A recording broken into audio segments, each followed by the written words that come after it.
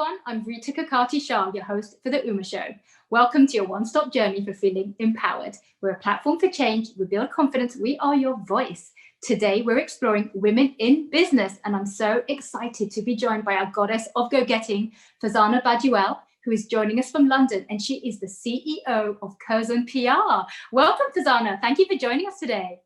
Thank you so much for having me, Rita.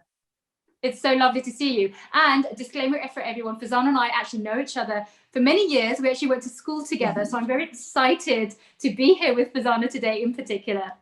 So on that note, Farzana, talk to us about your heritage, your childhood, and how you grew up.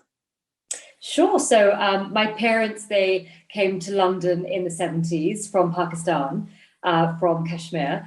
And I was born in the 70s and I was brought up in London, and growing up was quite hard, I would say, because, you know, you're growing up as a second generation immigrant in a predominantly white neighborhood. And it was quite difficult because you always felt a bit of an outsider and you felt, you know, that you didn't necessarily belong. And it took sort of many years for me to sort of, you know, grow into myself. And understand that actually, you know, it's my, you know, my diversity that's actually my strength. And, you know, whereas when I was young, I just wanted to fit in and be like everybody else. And then I grew up, and my childhood, I would say, I was obsessed with music. I wanted to be a backup dancer. And, you know, with my parents, you know, that wasn't even an option. It was like medicine, accounting, law. So, you know, I kind of felt as if fun careers were for other people, not for brown girls. Little did you know. So one on the back of that, actually, because I know obviously education is a very strong point for South Asian parents. I know your parents, like anybody else as well, push that. So talk to us about your educational background as well and your journey there. Sure. So I'd say that I was quite academic and growing up, and also my parents put a huge emphasis upon education. And it was, again, a very sort of typical from the South Asian community growing up in the UK. Education was really seen as a way into getting better jobs, getting into the professions, and so forth. And so I did quite well at school, and I got an assisted place, which is like a scholarship to go to a private school.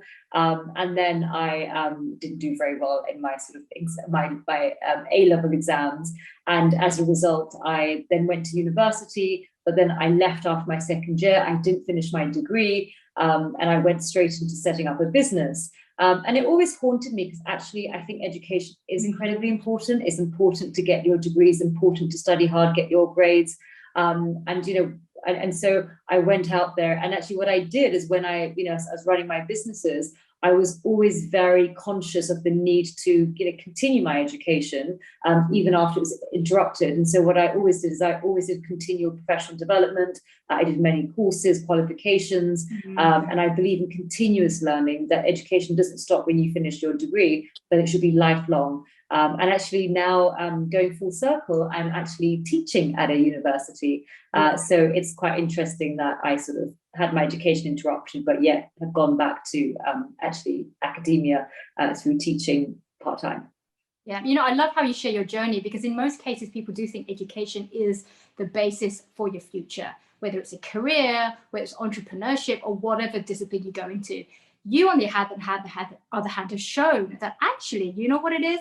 You know, I might have changed or transitioned out of my actual official degree, but I learned in a different way. I had to start my businesses for, you know, whatever reason. And I went in there, and you became an entrepreneur and very successful around the world in doing what you're doing in a not so traditional path, showing that, you know, if you've got the will, you've got the way, the passion, you can still succeed. And to your point, Farzana, you've done so many courses on that as well. And part of that and part of your journey actually took you into politics, where you're quite actually active on the political front.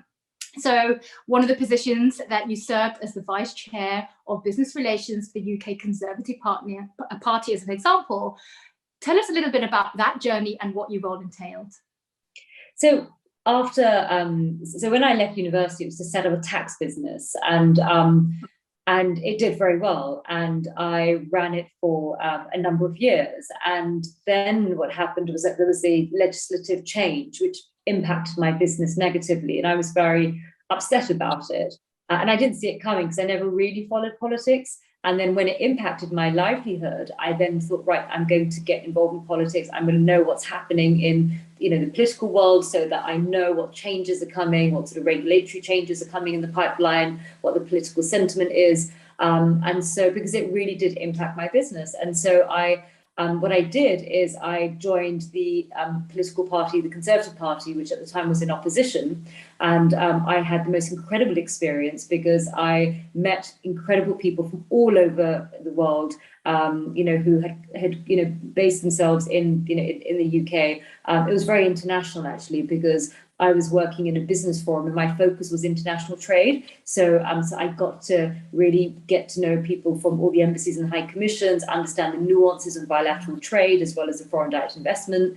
And I also worked, in fundraising for a while. And I think the Conservative Party really taught me an awful lot about public relations. It taught me about perceptions and reality. It taught me about relationships. And I'd say that I'd learned my craft of public relations at the Conservative Party, and I met incredibly supportive people and great friends that that I still have great relationships with today.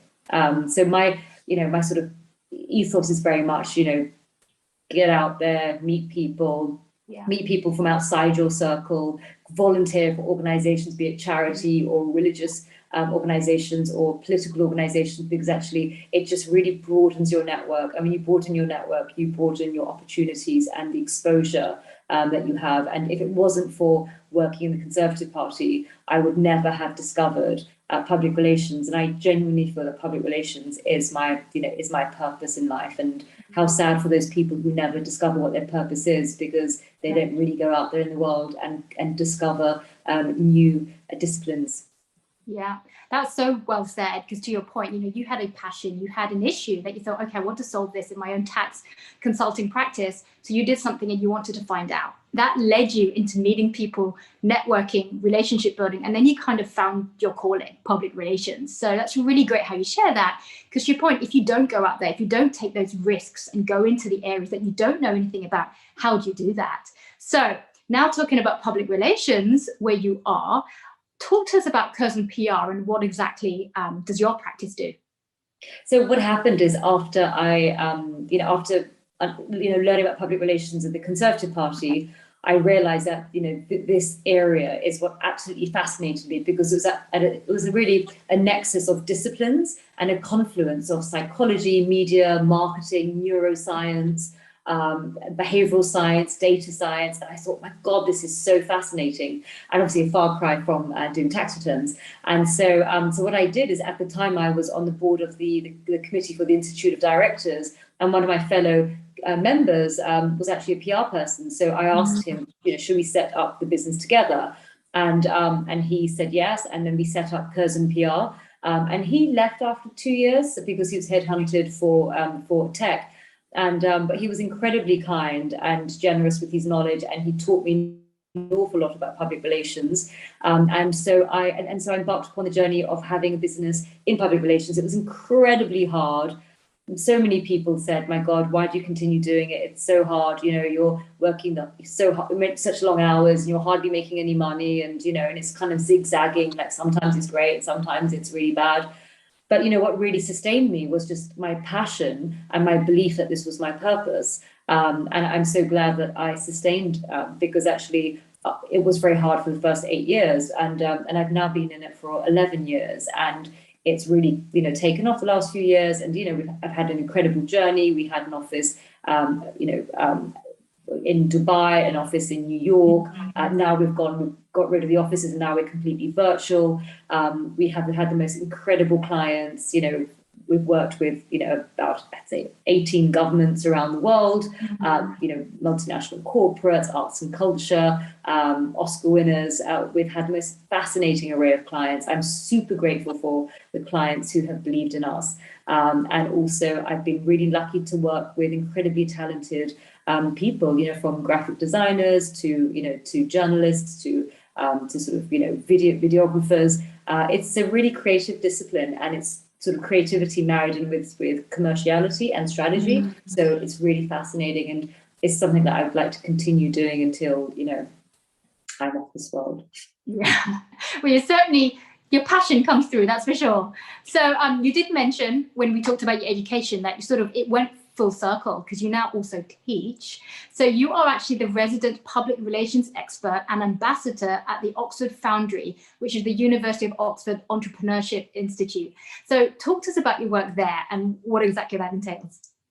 So I was so probably about 9 years ago, I was invited by King's College to give a lecture on public relations. And over the years, I've given lectures and talks on public relations at various universities, as well as the Chartered Institute of Public Relations, which is our industry body here.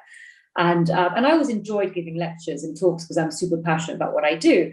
And then what happened is I was then and then I was approached by the Oxford Foundry because it was launched by Tim Cook, the CEO of Apple, and they wanted to have a number of experts. And so they asked me, would you like to be the public relations expert? And the director of the Oxford Foundry was actually a lady who was running the King's Entrepreneurship Centre. So when she was headhunted by Oxford, she then brought me in. And I've been working and have been teaching there for a number of years. It is incredibly inspiring because you meet the brightest of the brightest students, and they are working across diverse areas, from biotech to fintech to edtech, and they all are very purpose-driven. And and what's quite interesting about the Oxford Foundry is that these people aren't just incredibly entrepreneurial in terms of profit and commercial value, but they balance profit with people and planet. So they have this very strong ESG lens, and it's just wonderful to witness this generation, Gen Z, and to witness how their idea of running a business is not just the bottom line, it's not just profits, it's not just for shareholder benefit. They really look at other stakeholders. And they really are purpose-driven, and I find it incredibly hopeful for the future. Yeah, that's so well said, and the work you're doing there is incredible. And I love how you mentioned the whole King's College connection there, because I went to King's College as well, so I'm quite closely related or involved with the Entrepreneurial Institute there. So love that connection. So you also give back a lot, and you do a lot of volunteering work and work amongst so many charities across the UK in particular. Talk to us about your role as a trustee of the British Asian Trust. So I always believe the importance in giving back, and it's just because I believe in my life. I've had challenges, especially in my childhood and with my family, but I have been very fortunate to witness exceptional kindness from people, from friends. Rita, your parents were like parents to me. And some of our other friends at school, and I've never lost hope in humanity, because I've always actually come across incredible people who went out their way to help without any thought of anything in return. And so I always felt that if I've been touched by kindness from strangers, from people who aren't my blood, from people who are from different cultures and religions and different countries and different socioeconomic groups, I felt actually it's my duty to pass that kindness on. And I don't think I'm like a Mother Teresa or anything like that, but I think I'm conscious of kindness, and I try as much as possible. I feel there's so much more that I can do and I should do.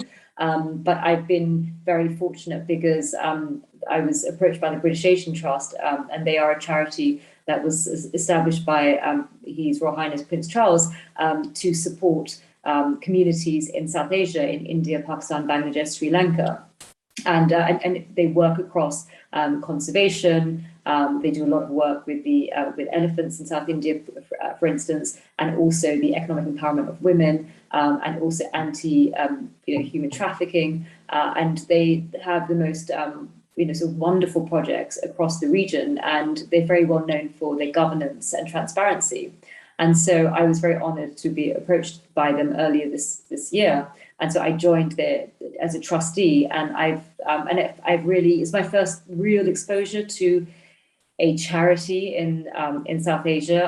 I was previously on the UK board for Care Pakistan, the largest education NGO, and I think this, when you get involved with charitable organizations, you realize how privileged you really are, and it makes me sometimes feel ashamed that I get so worked up over something so small, like, oh my God, this press release went out with a typo, and then you realize about the stories and the lives of people who are really genuinely suffering, and they, and they're just trying to get the basics of, food, water, education, security, safety, from abusers, and then it puts your sort of little issues in your life into perspective, and it sort of also gives you just, and it just feels incredibly good to be doing something that helps people, and and I think in life, for my well-being, I want to go and pursue things, in terms of my career and my family and my friends I want to spend time with. But I think it also makes me feel good about myself, and that I feel that if I can give back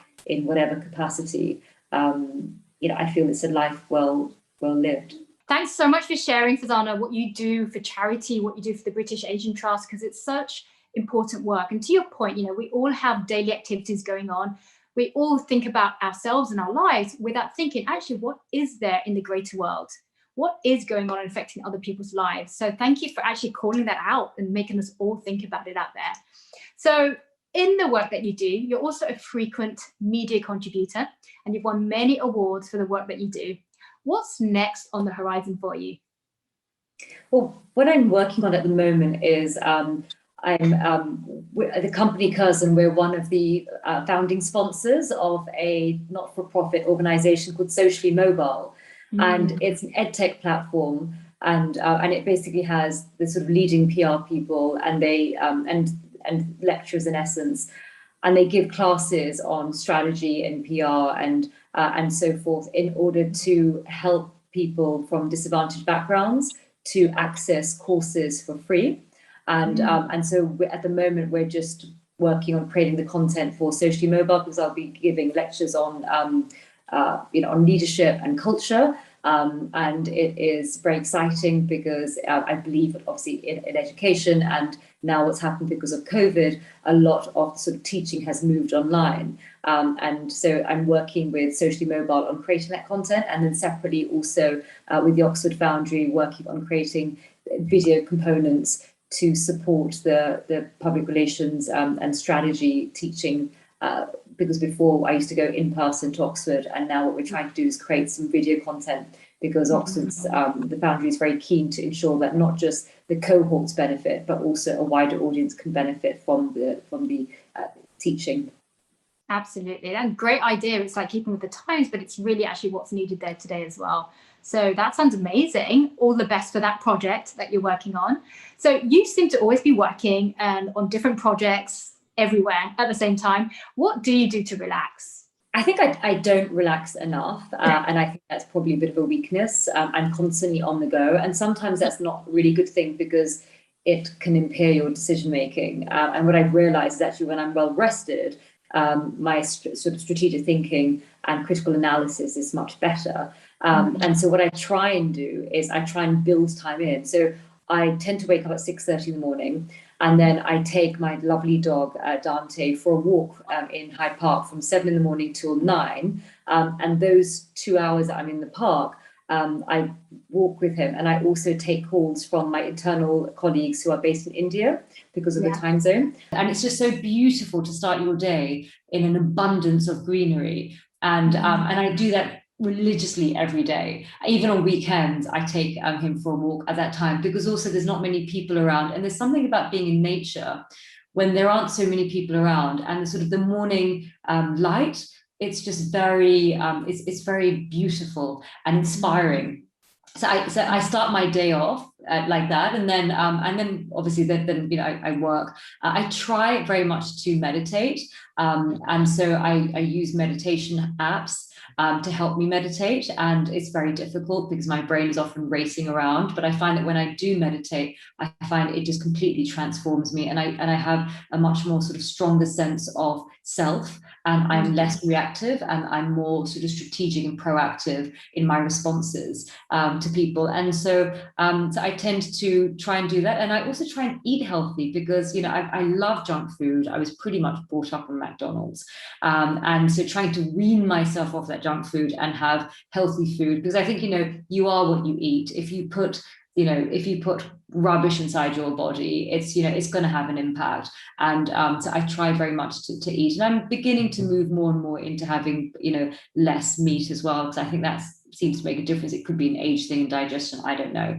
And then what I try and do is I try and make sure that the people I have around me are people that, you know, that basically are empowering. You know, it's very important to watch who you have around you, because sometimes some people can have quite negative energy, and they could be naysayers. And maybe you've got this idea or this dream or this wish to do something, and there are so many dreams out there that are shattered because there are people out there that whisper, oh, you can't do that, or you shouldn't possibly do that, or actually think of all the downsides. And actually, you just don't need those sort of people in your life.